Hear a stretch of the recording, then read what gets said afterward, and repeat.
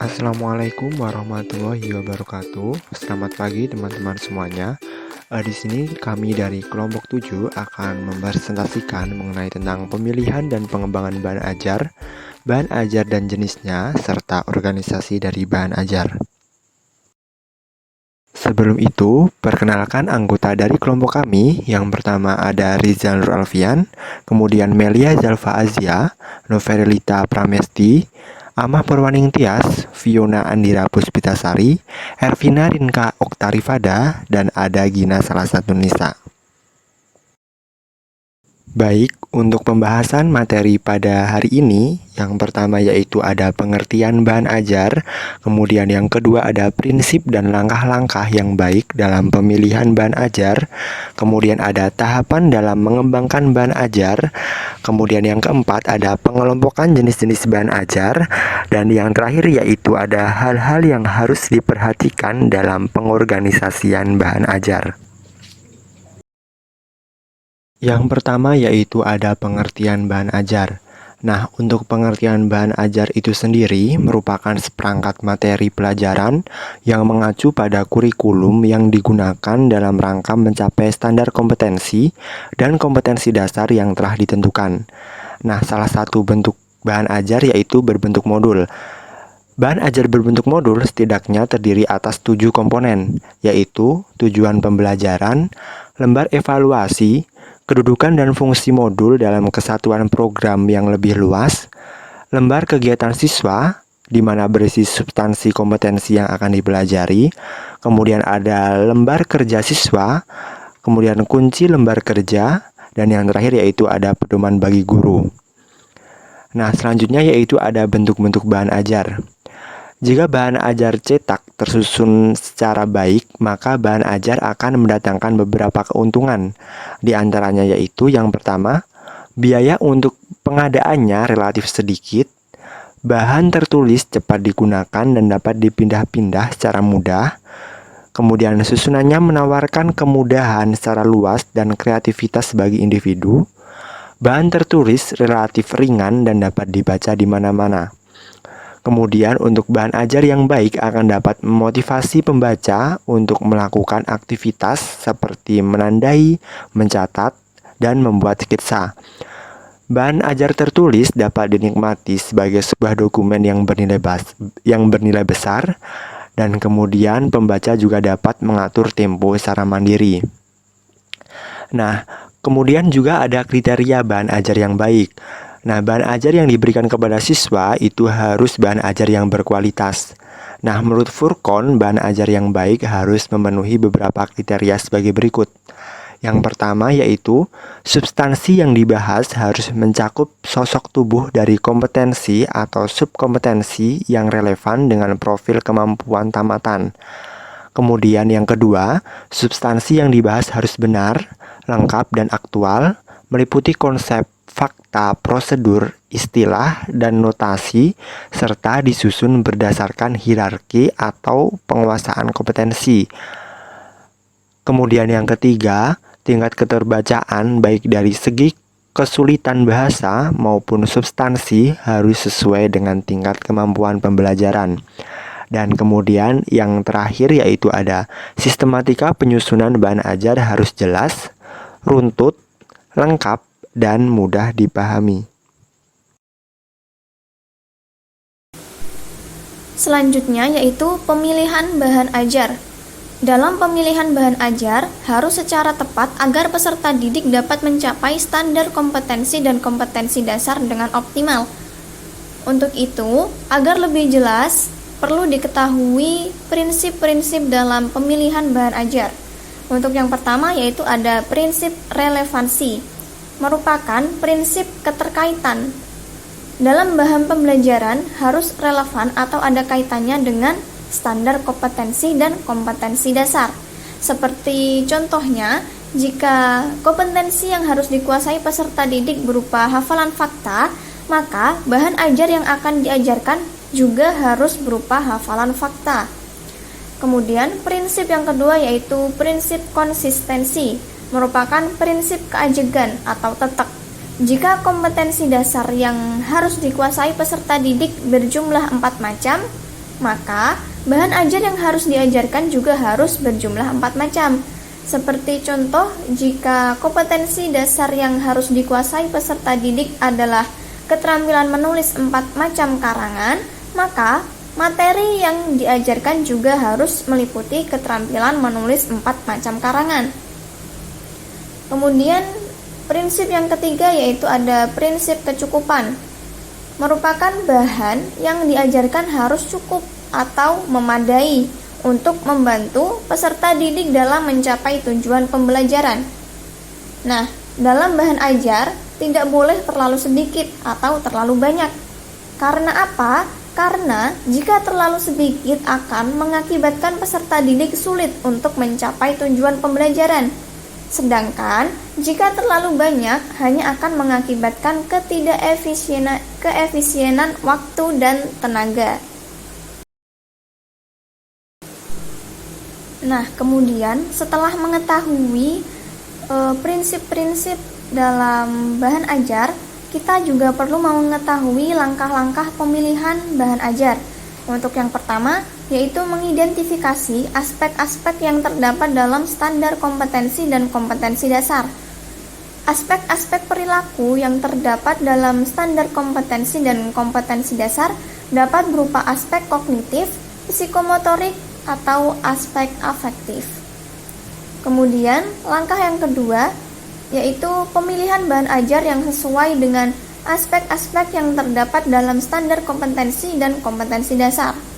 Mengidentifikasi jenis materi pembelajaran juga penting untuk keperluan mengajarkannya. Oleh karena itu, setiap jenis materi pembelajaran memerlukan adanya strategi pembelajaran atau metode, media, dan sistem evaluasi atau penilaian yang berbeda-beda. Cara yang dapat dilakukan untuk menentukan jenis materi pembelajaran atau bahan ajar yang akan diajarkan adalah dengan cara mengajukan pertanyaan tentang kompetensi dasar yang harus dikuasai oleh siswa. Kemudian langkah yang ketiga yaitu memilih sumber belajar. Setelah jenis materi ditentukan, langkah berikutnya yaitu menentukan sumber bahan ajar. Materi pembelajaran atau bahan ajar dapat kita temukan dari berbagai sumber, seperti buku pelajaran, majalah, jurnal, koran, internet, serta media audiovisual.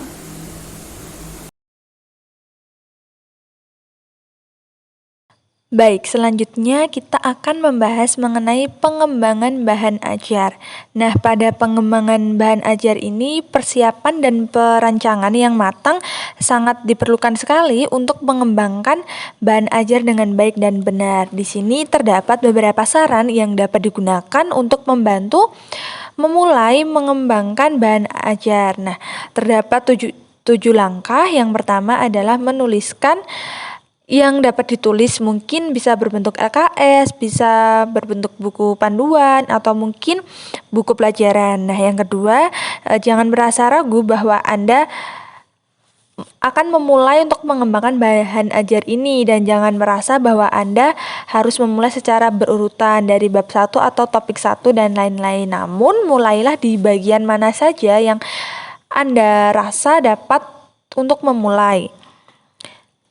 Langkah yang ketiga yaitu menuliskan atau mengembangkan bahan ajar untuk siswa yang Anda tahu atau Anda kenal. Ketika menulis dan mengembangkan bahan ajar, bayangkan bahwa diri kita sedang menjadi siswa dan kita berusaha agar pengalaman belajar itu dapat menarik, bermanfaat, dan efektif.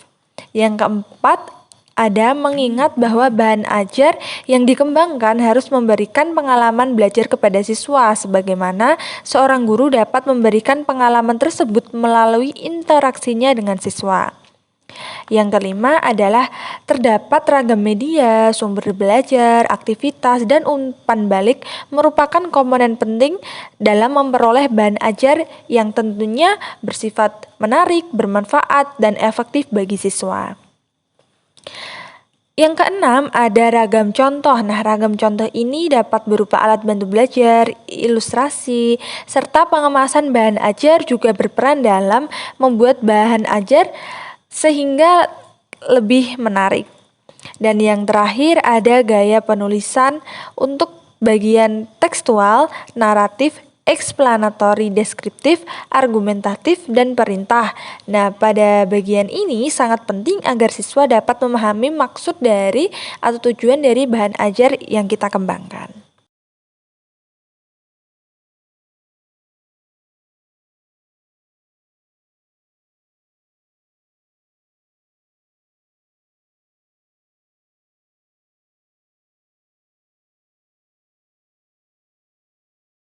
Dalam mengembangkan bahan ajar yang baik dan benar, terdapat 5 langkah utama yang sebaiknya diikuti, yaitu ada analisis, perancangan, pengembangan, evaluasi, dan revisi. Nah, kita akan bahas satu-satu dari kelima tahap tersebut. Yang pertama ada tahap analisis. Tahap analisis ini merupakan tahap untuk mencari informasi mengenai perilaku dan karakteristik awal yang dimiliki oleh siswa. Sehingga di tahap inilah di mana kita akan memulai untuk nantinya dapat kita lanjutkan untuk proses tahap selanjutnya.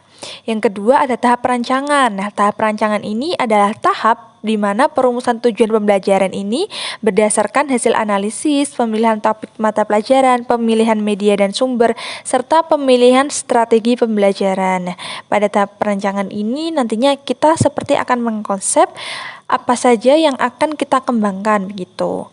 Yang ketiga ada tahap pengembangan. Tahap pengembangan merupakan tahap penulisan bahan ajar secara utuh. Di sini kita dapat menuliskan apa saja yang dapat kita kembangkan gitu ya. Namun seperti yang di awal tidak harus berurutan seperti harus bab 1 dulu atau lalu bab 2. Namun kita bisa menuliskan apa saja yang akan kita kembangkan.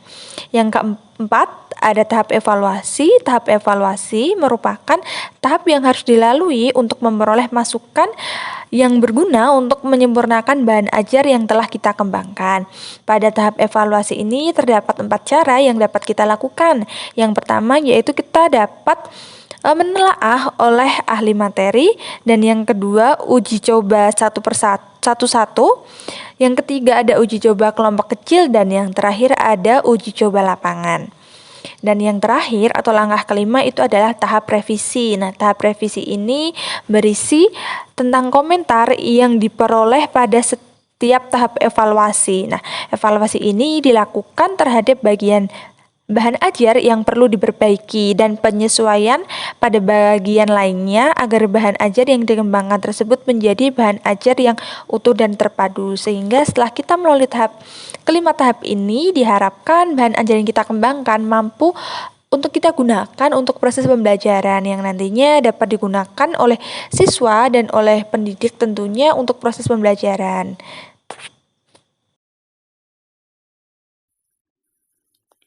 Selanjutnya kita membahas mengenai jenis bahan ajar. Nah, dalam pengelompokannya terdapat beberapa ahli yang memiliki justifikasi sendiri-sendiri pada saat mengelompokkan bahan ajar ini. Yang pertama ada ahli Heinich dan kawan-kawan pada tahun 1996. Mereka mengelompokkan jenis bahan ajar berdasarkan cara kerjanya. Mereka mengelompokkannya ke dalam 5 kelompok besar.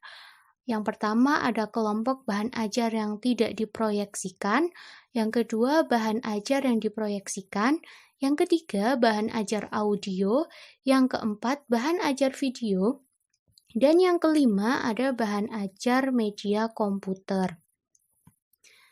Lalu ahli yang kedua ada Ellington dan Rees.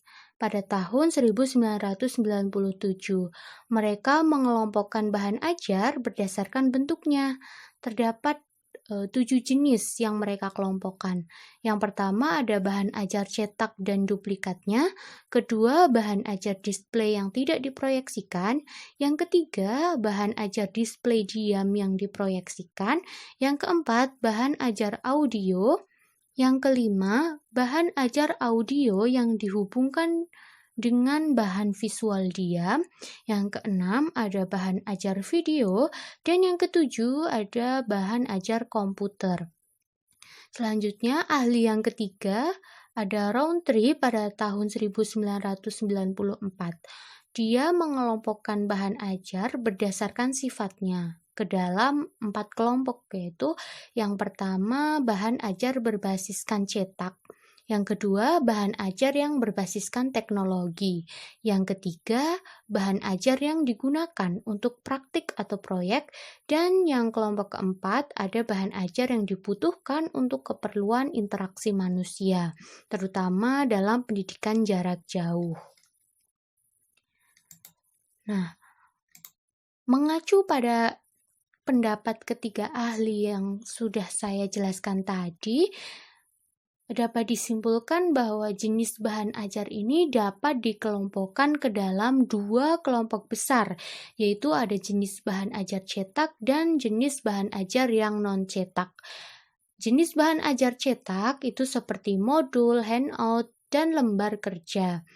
Nah, sementara yang termasuk kategori jenis bahan ajar non-cetak itu ada realia, bahan ajar yang dikembangkan dari barang sederhana, lalu ada bahan ajar diam dan display, video, audio, dan overhead transparencies atau OHT. Nah, masing-masing dari bahan ajar mari kita jelaskan lebih rinci ya. Yang pertama ada bahan ajar cetak. Bahan ajar cetak ini adalah sejumlah bahan yang disiapkan dalam kertas yang dapat berfungsi untuk keperluan pembelajaran atau penyampaian informasi.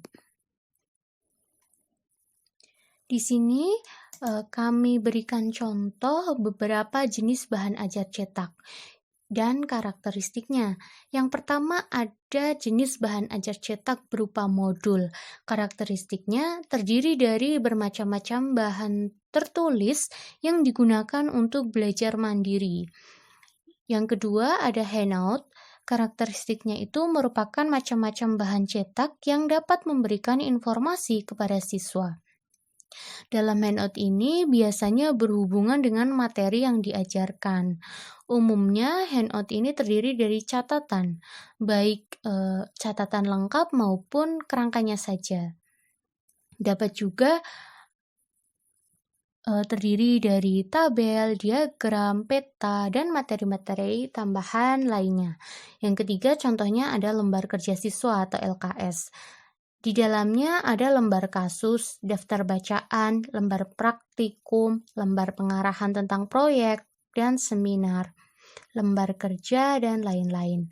LKS ini dapat dimanfaatkan untuk berbagai macam situasi pembelajaran. Dari sudut pembelajaran sendiri, bahan ajar cetak lebih unggul ya dibandingkan bahan ajar lainnya. Kenapa ya?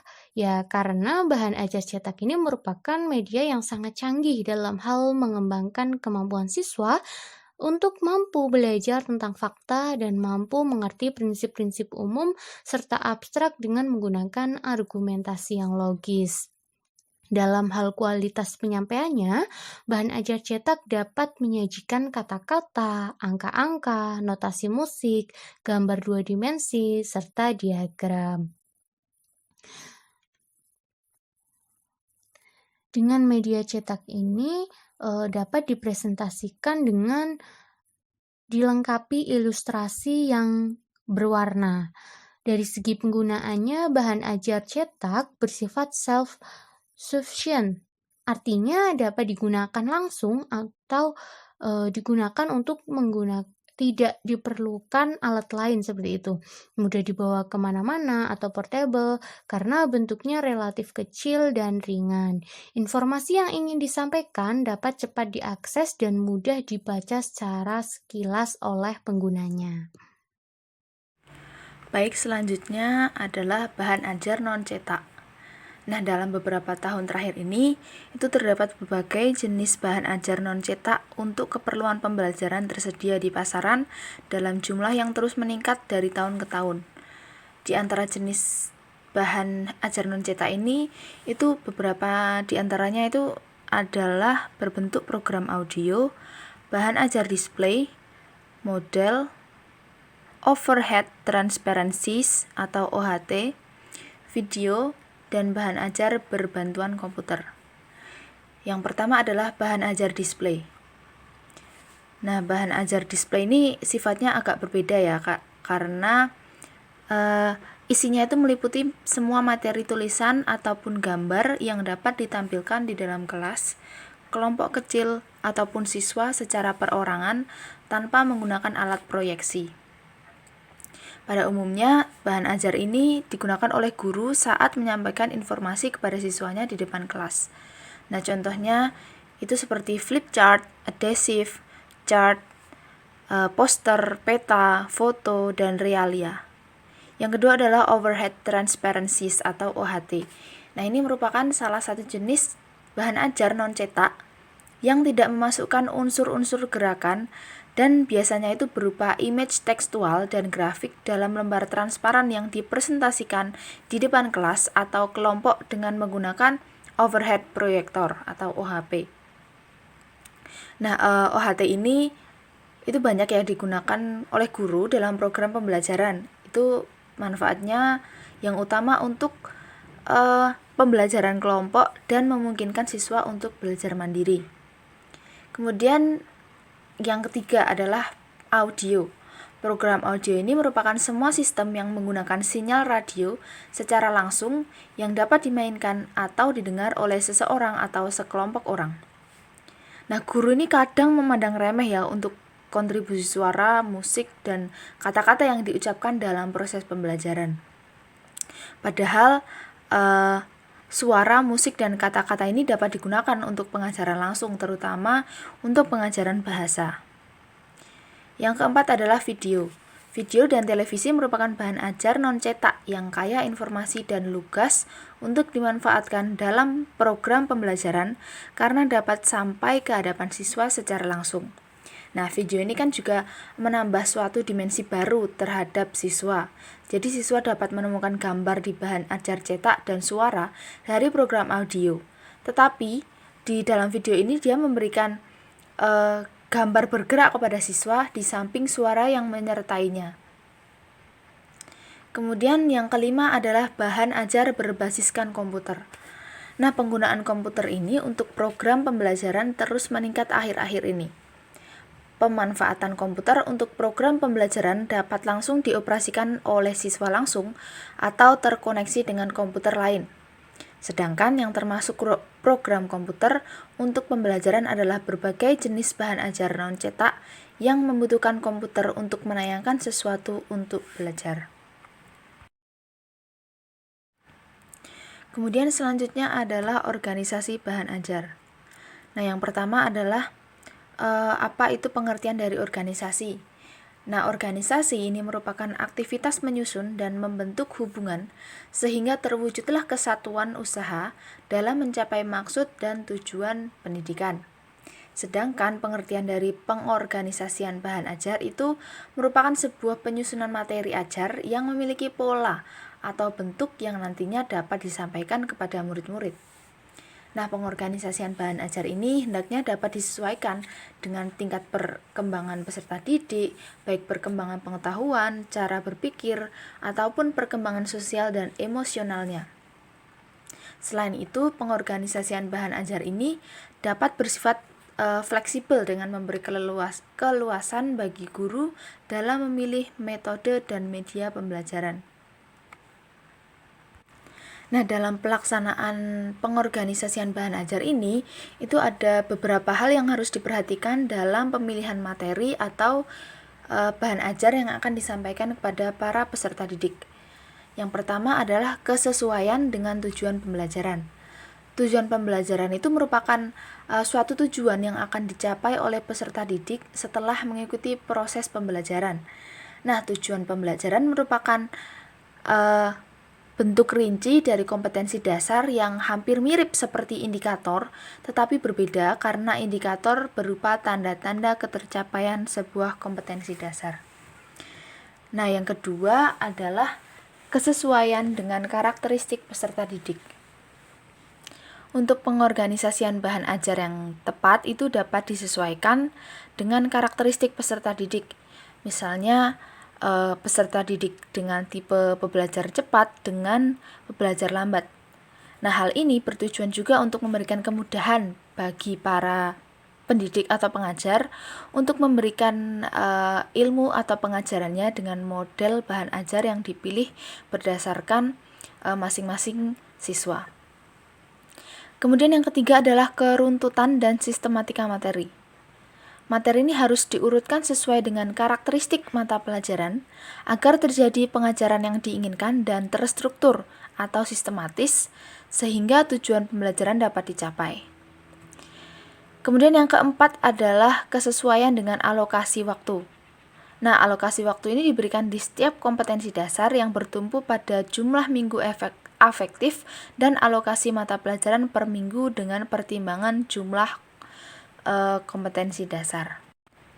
Nah, kemudian alokasi yang dicantumkan pada silabus itu merupakan perkiraan waktu rata-rata untuk menguasai kompetensi dasar yang dibutuhkan oleh peserta didik yang beragam.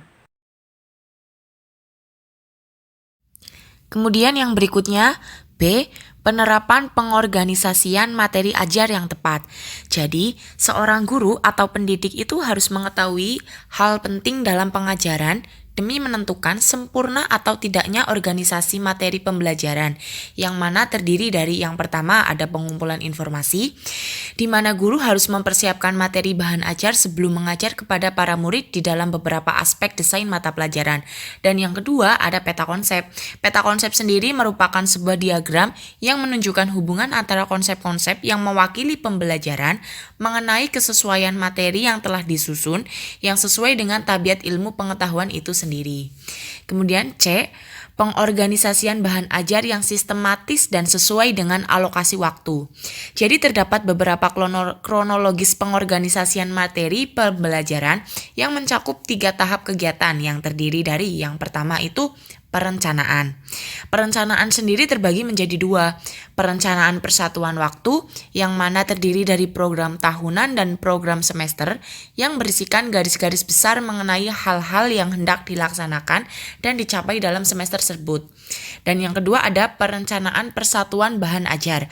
Jadi dibuat berdasarkan suatu kebulatan bahan ajar yang dapat disampaikan dalam satu atau beberapa kali pertemuan. Yang kedua ada pelaksanaan. Untuk pelaksanaan ini terdiri dari 4 poin penting. Yang pertama ada pendahuluan, berisi mengenai penjelasan yang diharapkan oleh murid dari mata pelajaran yang diajarkan tersebut. Yang kedua ada penyajian atau kegiatan inti. Nah, di dalam penyajian kegiatan inti ini harus dirinci supaya siswa benar-benar memahami KD yang terbagi menjadi 3 tahap, yaitu eksplorasi, elaborasi, dan konfirmasi. Kemudian yang ketiga ada penutup. Penutup merupakan kegiatan akhir dari pembelajaran yang berisi mengenai penekanan terhadap apa yang diperoleh siswa selama mengikuti kegiatan pembelajaran. Jadi guru memberikan kesimpulan terhadap materi apa yang telah dipelajari. Kemudian yang terakhir, keempat, itu ada penilaian.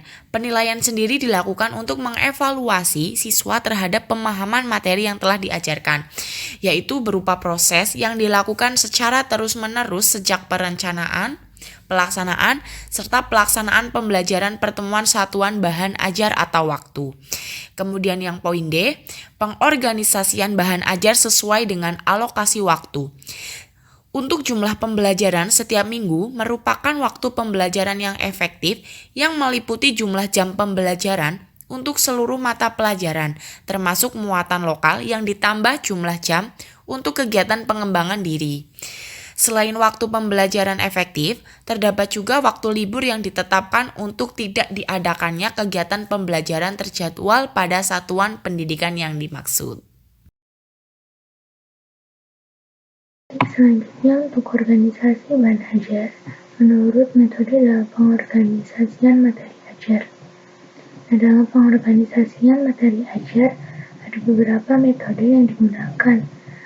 Dan antara lain yang populer digunakan menurut Ellington and Rees tahun 1993 yaitu ada Classical Tutorial, Knowledge Based Tutorial, Exploratory Tutorial, dan juga generated lesson model generated lesson.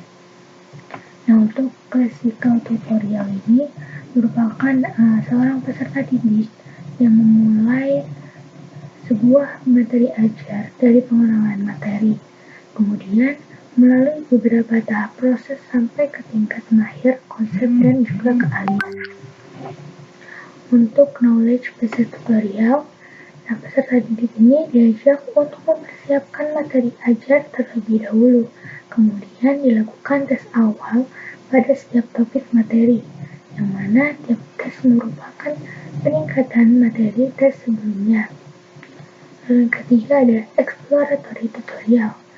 Nah, setelah menerima introduction, selanjutnya pendidik dapat mengakses halaman depan eksplorasi materi ajar.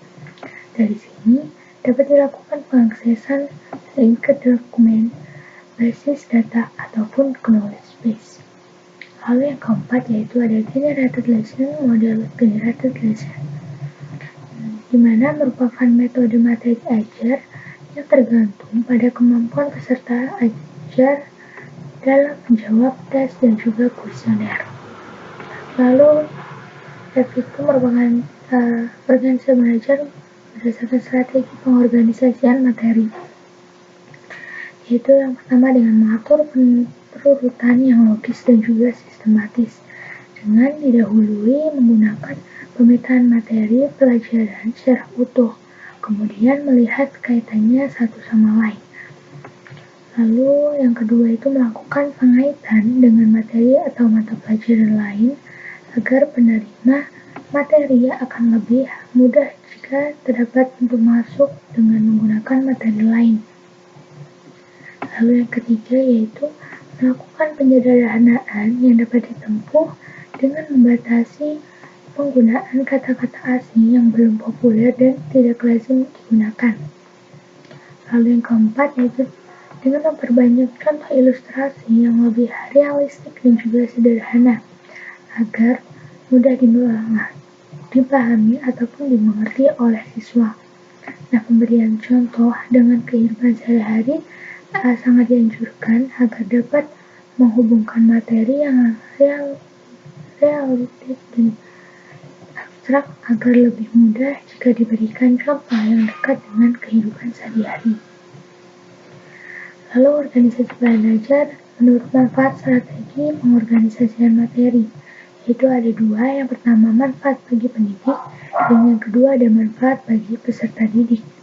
Nah, manfaat bagi pendidik, pendidik akan mampu menyampaikan materi sesuai rancangan yang telah dibuat dan dapat menarik perhatian siswa, serta siswa akan aktif dalam mengikuti kegiatan pembelajaran, sehingga proses pembelajaran dapat berjalan efektif dan juga efisien dengan cara mengorganisasi materi ataupun bahan ajar terkait.